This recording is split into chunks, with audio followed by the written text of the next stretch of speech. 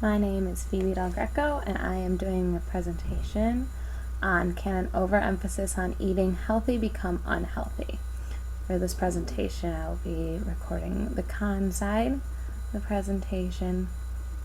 So that means that I will be going over how it can be bad and it can affect people negatively when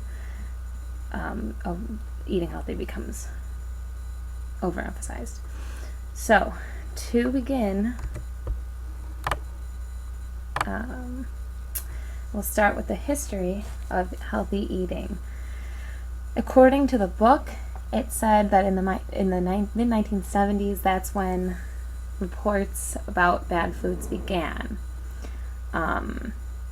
It started out with linking certain foods to diseases, so it was like sugars can be linked to diabetes or cavities. Cholesterol was related to heart disease. Salt was related to blood pressure, which are all still true to today. However, it was more promoting that these foods are bad and should just not be eaten at all. So that's what I'm supposed to be arguing about. So later on in the 1970s, the USDA also began to create U.S. dietary guidelines for eating right. So it created, you could eat less oils and fats, more vegetables and fruit. So that's when everything began with the real push for eating healthy. At the same time, that's when the push to eat organic foods began as well. For those who don't know, organic means that it's relating to living matter, so it was produced naturally, not in a factory. Some people like cage-free eggs, it's all that kind of food. So in addition to the dietary guidelines and not eating, fatty, sugary, salty, cholesterol-filled foods, it also included, if someone wanted to follow organic, then that would eliminate even more foods, because a lot of foods aren't organic that they ate back then and that we eat today. So, as a result, advertising to eat healthy or organic has grown, and now we constantly see ads or hear about this. We learn about it in school. So, moving on, this created kind of an obsession. It started being recognized 15 years ago, maybe a little bit more, because of these advertising, this promotion to eat healthy, people have begun to focus on really eating healthy, and it's all that they can think about. This is called orthorexia, and it's not recognized by the American Psychiatric Association as an eating disorder, but it has all the kind of symptoms of an eating disorder. People with orthorexia have a fixation on eating solely pure, healthy, and natural foods. So really, they're just really fixated on their diet, and it can become very bad for them.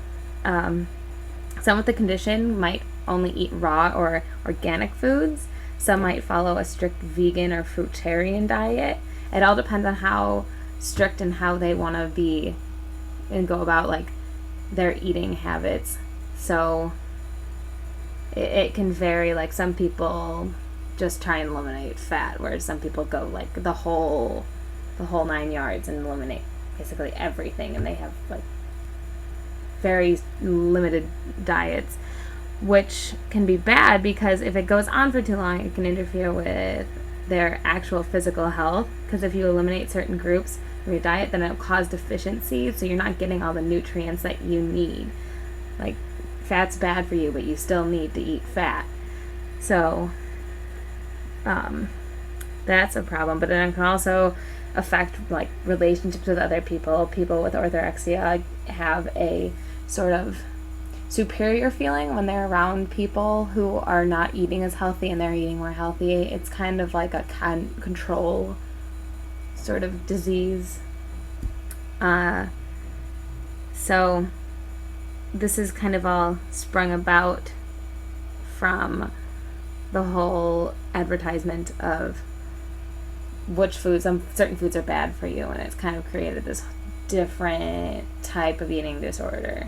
It's not that they're not eating, it's just that they are way too focused on eating and what they eat, and it becomes a problem. The other side of this argument, the pro side, has the foundation that basically American diet is quite unhealthy. It's filled with fats and calories, sugars, and sodiums, which can all contribute to obesity and disease.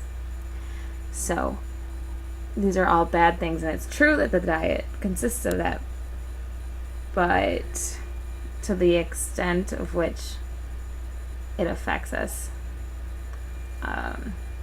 changes. So in addition to that, they would argue that there's a whopping 66% of Americans are overweight, which includes children. However, it is also the amount that Americans eat that is a problem.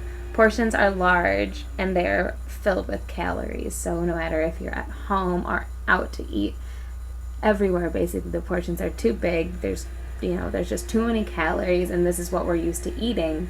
So no one really notices, does anything about it.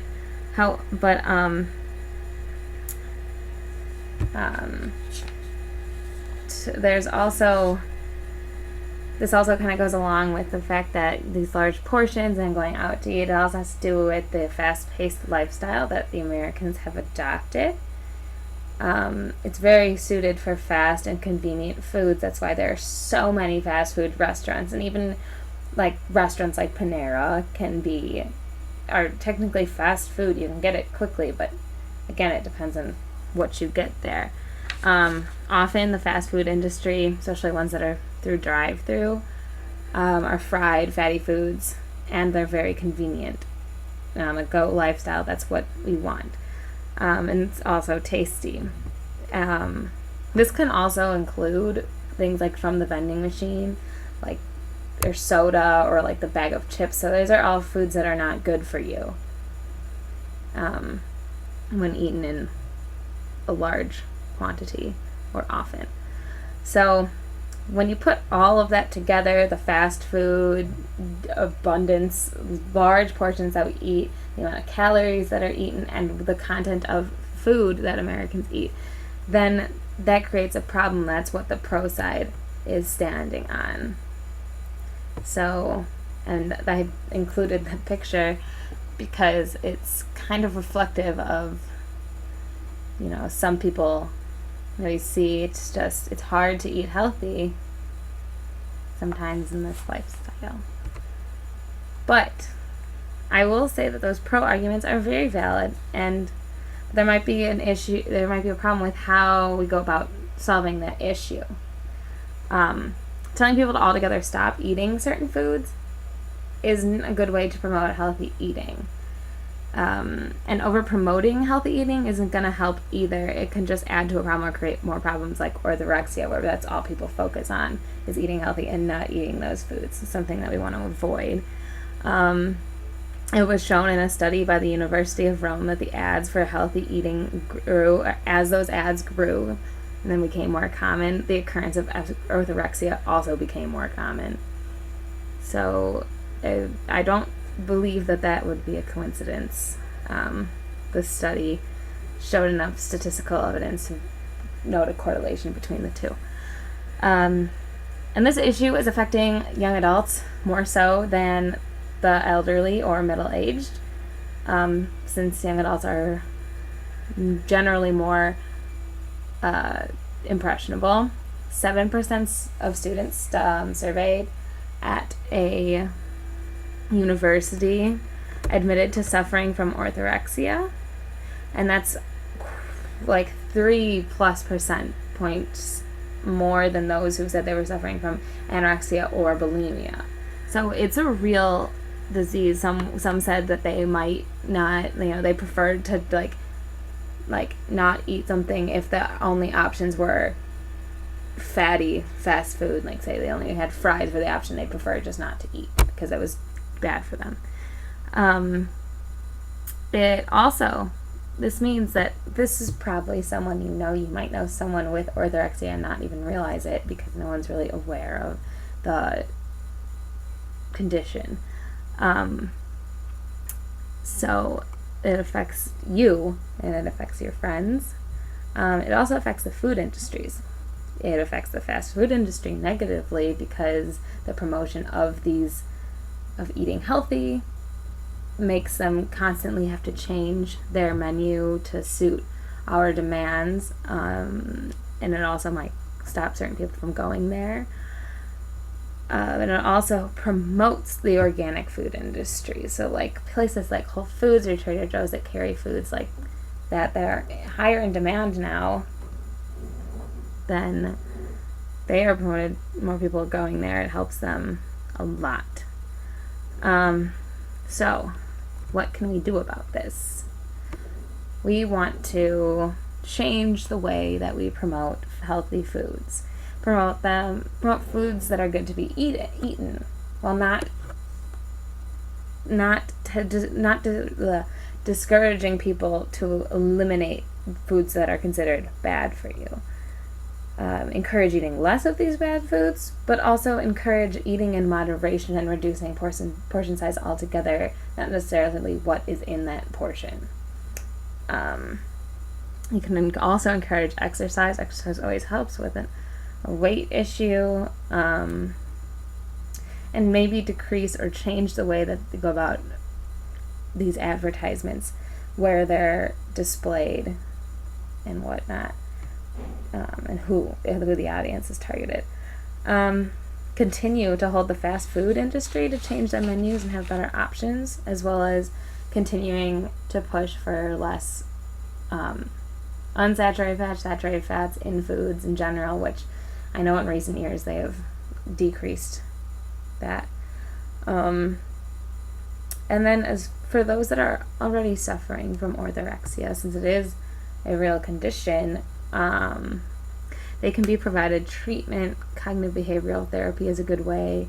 It helps reintroduce those foods that might have been eliminated from someone's diet because of orthorexia, to realize that it's okay to eat unhealthy on occasion.